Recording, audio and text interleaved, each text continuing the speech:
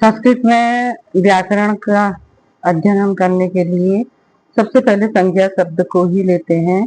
संज्ञा शब्द जैसे कि हिंदी में भी हम पढ़ते हैं, संज्ञा किसी प्राणी, वस्तु या स्थान के नाम को या भाव के नाम को संज्ञा कहते हैं। प्राणियों में जैसे ऐरावत, महात्मा गांधी, अटल बिहारी वाजपेयी, राम, श्याम, सोहन आदि सभी नाम आ जाएंगे, प्राणियों के नाम आ जाएंगे। वस्तुओं का नाम जैसे मेज, कलम, दवात आदि के भी संज्ञा है। स्थान का नाम दिल्ली, हरिद्वार, शिमला, ये सब स्थान के नाम पर आ जाएंगे। और भाव के नाम, भाव में क्या आएगा? बुराई, बुढ़ापा, मिठास या प्रेम, घृणा, लड़ाई, ये सब भाव के नाम आ जाएंगे। अब इसमें संज्ञा शब्द का अर्थ तो स्पष्ट हो गया। किसी व्यक्ति, प्राणी, भाव, स्थान के नाम को संज्ञा कहते हैं। अब इन संज्ञा के प्रकार या संज्ञा के भेद के बारे में हम जान लेंगे। संज्ञा को ये 3 प्रकार यहाँ पर संस्कृत में माने गए हैं। पहला है जातिवाचक संज्ञा।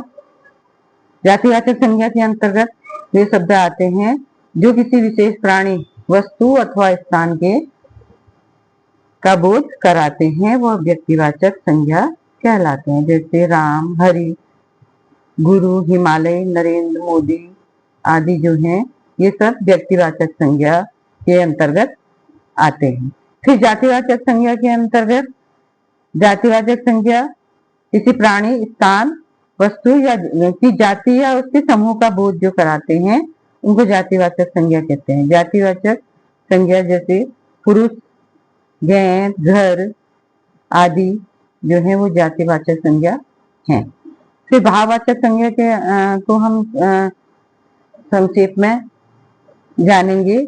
जो शब्द भाव, गुण, दोष, दशा आदि का बोध कराते हैं, उन्हें भाववाचक संज्ञा कहते हैं। जैसे मिठास, लड़ाई, बुढ़ापा, जवानी, ये सब शब्द क्या हैं? भाववाचक संज्ञा के अंतर्गत आते हैं। अब हम इसमें एक है कि भाववाचक, कभी कभी प्रश्न आता है कि भाववाचक संज्ञा से जातिवाचक संज्ञा को भाववाचक संज्ञा में बदलो करके प्रश्न आता है, तो इसको कैसे हम बदलेंगे? इसका एक आसान तरीका है, जैसे इसमें आप प्रत्यय जोड़ देंगे हम, तो यह जातिवाचक संज्ञा से भाववाचक संज्ञा बन जाएगी। जैसे शत्रु है, शत्रु में ता जोड़ दिया तो शत्रुता होगी। शत्रु तो जातिवाचक है और शत्रुता क्या हो गई? भाववाचक हो गई। मित्र है, मित्र में प्रत्यय ता जोड़ देंगे तो मित्रता। ऐसे मनुष्य, मनुष्य में ता जोड़ देंगे मनुष्यता। तो ये क्या है? व्यक्तिवाचक संज्ञा को हम भाववाचक संज्ञा में बना रहे हैं, जातिवाचक संज्ञा को हम भाववाचक संज्ञा में बदल रहे हैं। ईमानदार है, ईमानदारी, दुकानदार, दुकानदारी, पहरेदार, पहरेदारी। ऐसे ही हम विशेषण से भी बनाएंगे, जैसे उदार, उदारता, सुंदर, सुंदरता, काया, कायरता। क्रिया से भी हम बना सकते हैं, रोना, रुलाई, उतरना, उतराई, मीठा, मिठाई, बूढ़ा, बुढ़ापा आदि। ये सब संज्ञा को को हम जातिवाचक संज्ञा से भाववाचक संज्ञा में बदलते हैं।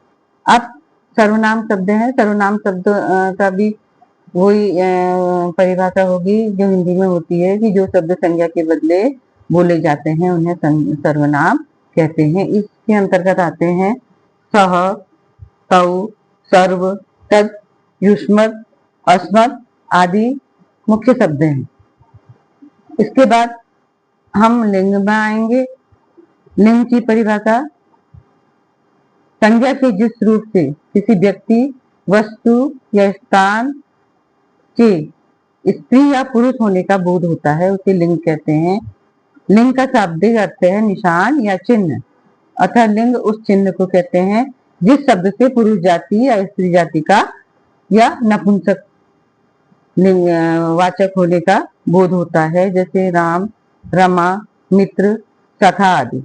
देखिए हिंदी में तो स्त्रीलिंग और पुल्लिंग दो ही होते हैं, लेकिन संस्कृत में नपुंसक लिंग भी होता है। तो संस्कृत में 3 लिंग होते हैं, पुल्लिंग, स्त्रीलिंग और नपुंसक लिंग। संस्कृत में लिंगों का संबंध शब्दों से होता है, उन शब्दों के द्वारा व्यक्त होने वाले पदार्थों से होता है। इसलिए संस्कृत में लिंग निर्णय में विशेष कठिनाई होती है। जैसे हिंदी में अग्नि और महिमा शब्द स्त्रीलिंग है, परंतु यह शब्द संस्कृत में पुल्लिंग में प्रयुक्त होते हैं, इसमें यही अंतर है। ऐसे ही मित्र शब्द पुल्लिंग है और सखा क्या है, नपुंसक लिंग है। अतः इन शब्दों की पहचान, इनकी पहचान जो है वह शब्दों से ही होती है लिंग में। पुल्लिंग, अब पुल्लिंग में आते हैं। पुल्लिंग क्या होता है? पुल्लिंग में जो से पुरुष जाति का बोध होता है उसे पुल्लिंग कहते हैं। और ऐसे ही स्त्रीलिंग में आएंगे, जिसमें स्त्री जाति का बोध होता है उसे स्त्रीलिंग कहते हैं। ऐसे ही हम नपुंसक लिंग में आएंगे। नपुंसक लिंग ऐसे शब्द होते हैं जो न नर है न मादा, उन्हें नपुंसक लिंग कहते हैं। जैसे जलम, फलम, नगरम, पुस्तकम, हलम, आम्रम, सौंदर्यम आदि, ये सब क्या है, नपुंसक लिंग होते हैं, कहलाते हैं। अब पुल्लिंग से स्त्रीलिंग बनाने के भी कुछ नियम होते हैं। जैसे आकारांत पुल्लिंग शब्दों को आकारांत कर देते हैं। आकारांत कौन से शब्द होते हैं? जिन शब्दों के अंत में अ आता है वो अकारांत हो गए।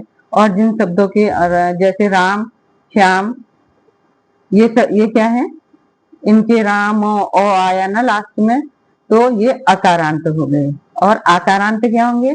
जैसे रमा, शीला, ये सब अकारांत हो गए। और ऐसे ही ईकारांत शब्द होते हैं, जैसे मति, प्रकृति, ऐसे ही उकारांत होते हैं। भानु, फिर उकारांत होते हैं। भानु करके हम लिखेंगे तो ये उकारांत हो जाएंगे। ऐसे ही ये शब्द संस्कृत में होते हैं। और इसमें भी इसका संक्षेप में अभी तो मैं बता रही हूँ, इसके बाद में विस्तृत रूप से इसको बताया जाएगा। अभी इतना ही।